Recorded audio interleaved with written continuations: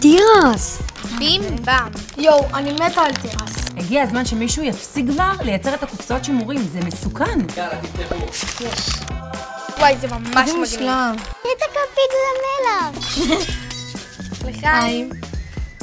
וואו, זה כל כך טעים. זה קראנצ'י. וואי, זה קראנצ'י ממש. מה זה הצלחת הזאת? הכי הייטק שיש. זה כמו התירס הגדול.